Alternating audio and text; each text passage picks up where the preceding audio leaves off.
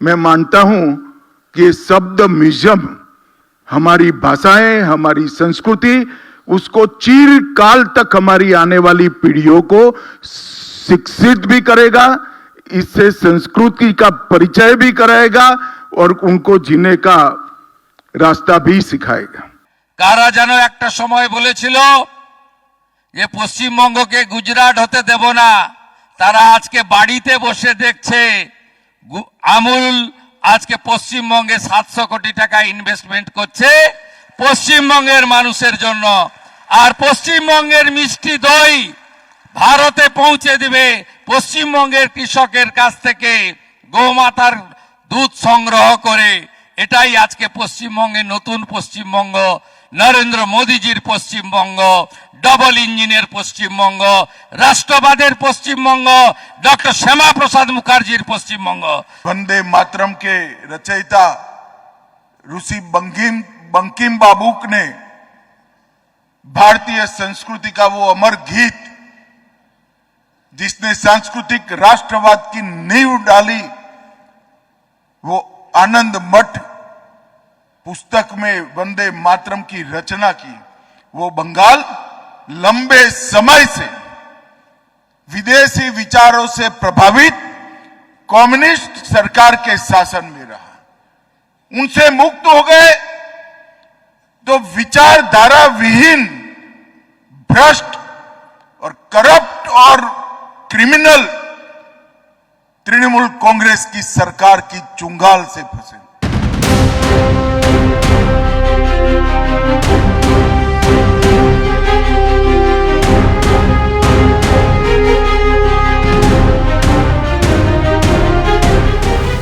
সীমান্ত সুরক্ষা, শক্তিশালী আইন শৃঙ্খলা, শিল্পের নতুন বিনিয়োগ এবং সাংস্কৃতিক ঐতিহ্যের সংরক্ষণ, এই 4টি বিষয়কে সামনে রেখে 3 দিনের বঙ্গ সফর সারলেন কেন্দ্রীয় স্বরাষ্ট্রমন্ত্রী অমিত শাহ। কলকাতার প্রশাসনিক বৈঠক, দেশের প্রথম ভারতীয় ভাষা বিষয়ক জাদুঘরের উদ্বোধন, নতুন শিল্প প্রকল্পের সূচনা থেকে উত্তরবঙ্গের সীমান্ত নিরাপত্তা।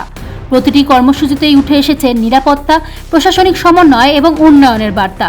রবিবার সকাল থেকেই কলকাতায় হাই ভোল্টেজ শাহী তৎপরতা ছিল। শনিবার রাতে কলকাতায় পৌঁছানোর পর সকালেই আলিপুরের সৌজন্যতে পৌঁছান কেন্দ্রীয় স্বরাষ্ট্রমন্ত্রী অমিত শাহ। সেখানেই বসে রাজ্যের আইন শৃঙ্খলা ও সামগ্রিক নিরাপত্তা পরিস্থিতি নিয়ে একটি উচ্চ পর্যায়ের বৈঠক সারেন। বৈঠকে উপস্থিত ছিলেন রাজ্যের মুখ্যমন্ত্রী শুভেন্দু অধিকারী, পাশাপাশি যোগ দেন সিবিআই, এনআইএ, সিআরপিএফ, বিএসএফ এবং রাজ্য পুলিশের শীর্ষ আধিকারিকরাও। সূত্রের খবর, সীমান্ত নিরাপত্তা, অনুপ্রবেশ রোধ, কেন্দ্র ও রাজ্যের যৌথ সমন্বয়ে সংগঠিত অপরাধ দমন, নতুন ফৌজদারি আইন কার্যকর করা এবং সামগ্রিক আইন শৃঙ্খলা পরিস্থিতি নিয়ে দীর্ঘ আলোচনা হয়।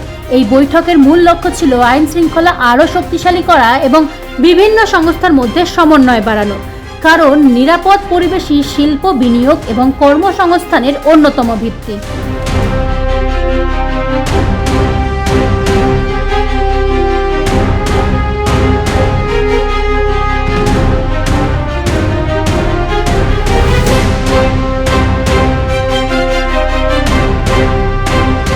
প্রশাসনিক বৈঠক শেষ করেই অমিত শাহের কনভয় পৌঁছে যায় কলকাতার ঐতিহাসিক ন্যাশনাল লাইব্রেরির বেলভেডিয়ার হাউসে।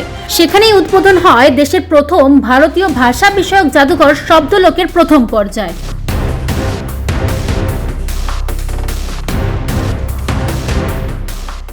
মাননীয় প্রধানমন্ত্রী নরেন্দ্র মোদীজি তিনি নির্বাচন ঘোষণার আগে দমদমে মেট্রোর উদ্বোধনে এসে বলেছিলেন যে बंगाल देश का कैपिटल, कल्चरल कैपिटल है, ये बंगाल को फिर पुनर्निर्माण करना चाहिए। আজকের এই উদ্বোধন মাননীয় মোদীজির যে গ্যারেন্টি, তার যে গ্যারেন্টি পূরণের আরেকটি মুকুটে নতুন পালক সংযোজিত হলো। তাই আমি কালচারাল মিনিস্ট্রিকে বিশেষভাবে পশ্চিমবঙ্গ সরকারের পক্ষ থেকে ধন্যবাদ জানাই। आज देश के प्रधानमंत्री नरेंद्र मोदी जी ने देश के सांस्कृतिक पुनरुत्थान का जो संकल्प लिया है, उसका महत्वपूर्ण पड़ाव आज पार कर रहे हैं। মোট 9টি গ্যালারিতে ভারতীয় ভাষার হাজার হাজার বছরের ইতিহাস, মৌখিক ঐতিহ্য, পাণ্ডুলিপি মুদ্রিত গ্রন্থ থেকে শুরু করে আধুনিক ডিজিটাল পাঠের বিবর্তন তুলে ধরা হয়েছে। ভাষা কি সময় রেখা গ্যালারিতে প্রবেশ করেই দর্শকরা অনুভব করতে পারবেন ভারতীয় ভাষার দীর্ঘ ঐতিহাসিক যাত্রা।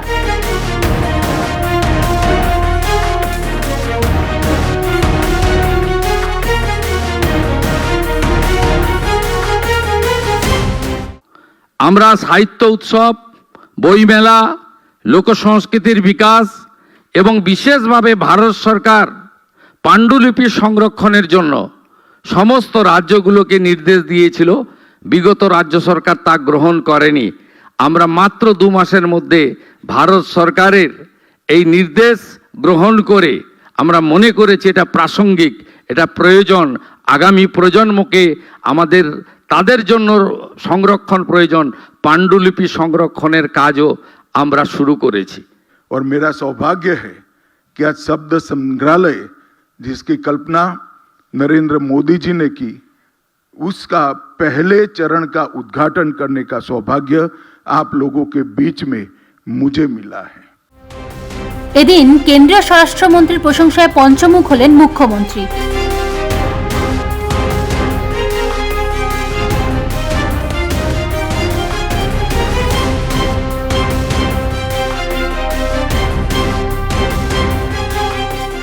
তিনি ঘন্টার পর ঘন্টা এই পশ্চিমবঙ্গের নবনির্মাণের জন্য আমাদের সঙ্গে তিনি হৃদয় দিয়ে, অন্তর দিয়ে, সময় দিয়ে, শ্রম দিয়ে এই বাংলাকে নতুন করে দাঁড় করানোর জন্য চেষ্টা করছেন।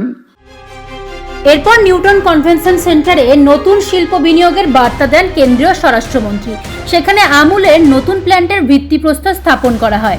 এই প্রকল্প বাস্তবায়িত হলে দুগ্ধ শিল্পে নতুন বিনিয়োগ, কৃষক ও পশুপালকদের আয়ের সুযোগ বৃদ্ধি, গ্রামীণ অর্থনীতির প্রসার এবং বহু মানুষের প্রত্যক্ষ ও পরোক্ষ কর্মসংস্থানের সম্ভাবনা তৈরি হবে বলে আশা করা হচ্ছে। শুধু একটি শিল্প প্রকল্প নয়, কেন্দ্র ও রাজ্যের যৌথ উন্নয়ন মডেলের প্রতীক হিসেবেও এই উদ্যোগকে দেখছে সংশ্লিষ্ট মহল। এদিন অনুষ্ঠানে উপস্থিত ছিলেন মুখ্যমন্ত্রী শুভেন্দু অধিকারী, রাজ্য বিজেপির সভাপতি শ্রমিক ভট্টাচার্য, মুখ্য সচিব মনোজ আগরওয়াল সহ অন্যান্য নেতৃবর্গ। শ্বেত বিপ্লবের সঙ্গে মিষ্টি বিপ্লবও শুরু হয়ে যাবে। অর্থাৎ মিষ্টি দই শুধু পশ্চিমবঙ্গের প্রিয় খাদ্য থাকবে না, গোটা ভারতেও ছড়িয়ে পড়বে আমুল ফেডারেশনের হাত ধরে।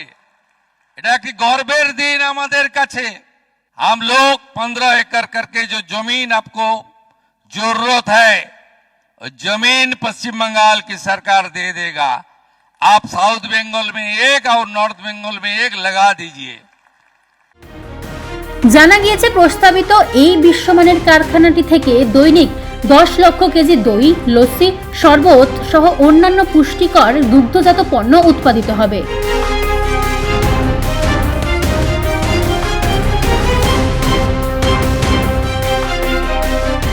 10 लाख लीटर दही, दूध, उसका प्रोसेसिंग ये प्लांट के अंदर होगा। 1,20,000 छोटे छोटे दुग्ध उत्पादक, पशुपालक इसका फायदा प्राप्त करेंगे। বঙ্গ সফরের দ্বিতীয় দিনে উত্তরবঙ্গের কৌশলগত চিকেন স্নেক পরিদর্শন করেছিলেন কেন্দ্রীয় স্বরাষ্ট্রমন্ত্রী অমিত শাহ। বিএসএফ আধিকারিকদের সঙ্গে সীমান্ত নিরাপত্তা, অনুপ্রবেশ রোধ ও নজরদারি ব্যবস্থা নিয়েও বৈঠক করেছিলেন তিনি। বার্তা ছিল স্পষ্ট, জাতীয় নিরাপত্তায় কোনো আপোষ নয়। এরপর শিলিগুড়িতে একাধিক কর্মসূচিতে যোগ দেন স্বরাষ্ট্রমন্ত্রী। উত্তরবঙ্গের রাজনৈতিক পরিস্থিতি নিয়ে সাংসদ, বিধায়ক ও দলীয় নেতাদের সঙ্গে সাংগঠনিক বৈঠকও করেন তিনি। 2026-এর আগে এই বৈঠককে তাৎপর্যপূর্ণ বলেও মনে করছে রাজনৈতিক মহল। প্রশাসন, নিরাপত্তা, সংস্কৃতি ও শিল্প 3 দিনের বঙ্গ সফরে একাধিক গুরুত্বপূর্ণ বার্তা দিলেন অমিত শাহ। সীমান্ত থেকে বিনিয়োগ, সব ক্ষেত্রেই উঠে এলো কেন্দ্রের অগ্রাধিকারের ছবি।